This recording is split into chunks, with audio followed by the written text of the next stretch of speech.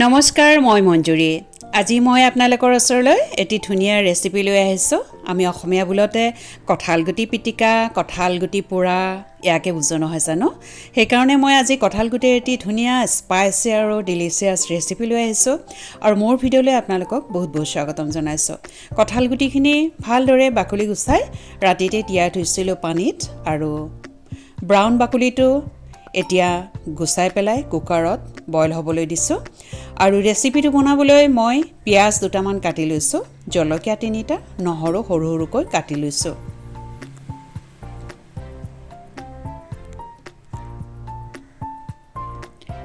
আৰু কঁঠালগুটিখিনি বৰ ধুনীয়াকৈ মোৰ সিজি আহিছে আৰু ইয়াতে মই 2 চামুচ জোখৰ লৈছোঁ মিট মছলা, 1 চামুচ জোখৰ জিৰা গুড়ি আৰু নিমখ হালধি সোৱাদৰ জোখত গোটেইখিনি ধুনীয়াকৈ মিক্স কৰি ল'ম।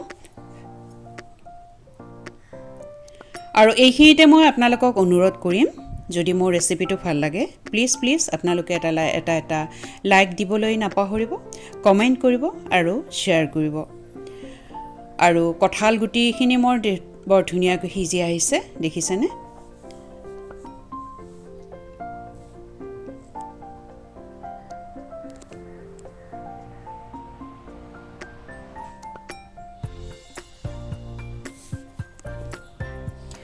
বৰ সুন্দৰকৈ সানি ল'লোঁ আৰু গেছৰ ওপৰত তুলি দিছোঁ এখন ফ্ৰাই পেন।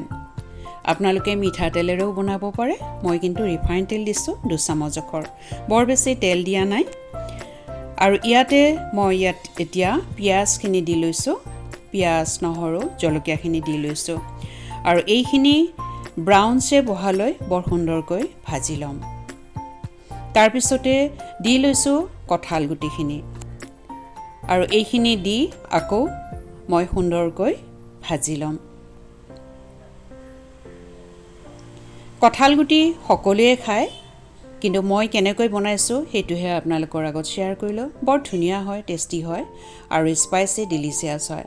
ইয়াতে বৰ ধুনীয়াকৈ ভাজি লোৱাৰ পিছতে মই দি লৈছোঁ চচ আৰু চচখিনি দি পেলাই আকৌ 2 মিনিট বা 3 মিনিট লৰাই চৰাই ভালদৰে ভাজি ল'ম আৰু সৰ্বশেষত এটা বস্তু মিহলাই ল'ম। এয়া দেখিছেনে?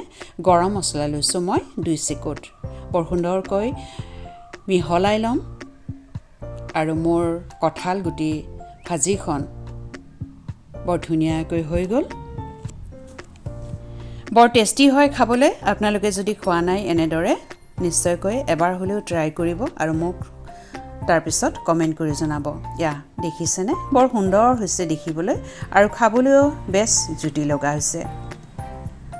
আপোনালোকক অনুৰোধ কৰিছোঁ মোৰ চেনেলটো ছাবস্ক্ৰাইব কৰি দিবলৈ আৰু যদিহে ৰেচিপিটো ভাল লাগে এটা লাইক দিব, কমেণ্ট কৰিব আৰু শ্বেয়াৰ কৰিব।